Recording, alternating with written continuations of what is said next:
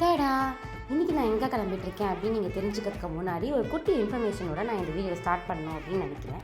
அது என்ன இன்ஃபர்மேஷன் அப்படின்னா, உங்களுக்கு ஒரு விஷயம் தெரிஞ்சிருக்கு அப்படின்னும் போது அந்த விஷயத்தை ஆராய்ஞ்சு அதுக்கப்புறம் இதுதான் அப்படின்ட்டு முடிவெடுங்க.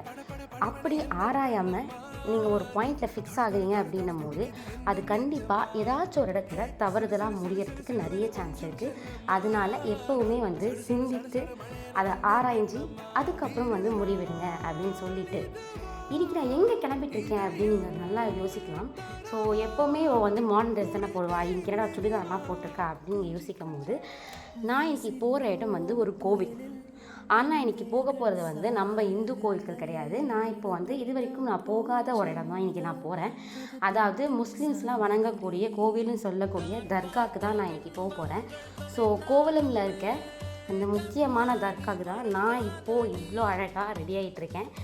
என் மேக்கப்போட ஃபைனல் டச்லாம் முடிஞ்சு என் அடங்காத முடியை இப்போ நான் சரி பண்ணி பக்காவாக ஃபிக்ஸ் பண்ண போகிறேன். மோஸ்ட்டாக என் ஹேர் ஸ்டைல் பார்த்தீங்க அப்படின்னா எப்போவுமே ஃப்ரீயாக தான் இருக்கும்.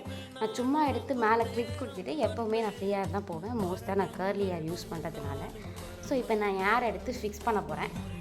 ஹேர்லாம் அரேஞ்ச் பண்ணி முடிச்சோடனே எனக்கு ஃபைனல் லுக் ரெடி ஆகிடும். ஸோ என் ஃபைனல் லுக் நீங்கள் எல்லாருமே பார்த்துருப்பீங்க. இந்த மாதிரி அழகாக ரெடி ஆகி நான் போகிற இடம் தான் கோவலமில் இருக்க தர்கா. ஸோ இந்த தர்காவுக்கு நானும் என்னோட முஸ்லீம் ஃப்ரெண்டும் ஒருத்தர் போயிருந்தோம்.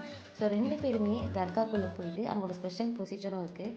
வெளியாளுங்க வந்தால் அர்ச்சனை தட்டை அவங்க தான் வாங்கணும் அப்படிங்கிற மாதிரி சொல்லியிருந்தாங்க. அதனால் நானே அந்த அர்ச்சனை தட்டை காசு கொடுத்து வாங்கி 2 பேருமே போய் சாமி கும்பிட்டு வந்தோம். ஸோ நிறைய ப்ரொசீஜர்ஸ் இருந்துச்சு. எனக்கு ரொம்ப புதுசாகவும் இருந்துச்சு. கோவில் போயிட்டு நாங்கள் நேராக சாப்பிட போயிட்டோம். ஸோ எங்கள் ஃபுட்டை முடிச்சுட்டு அடுத்ததான் நாங்கள் கோவலம் பீச்சுக்கும் போனோம்.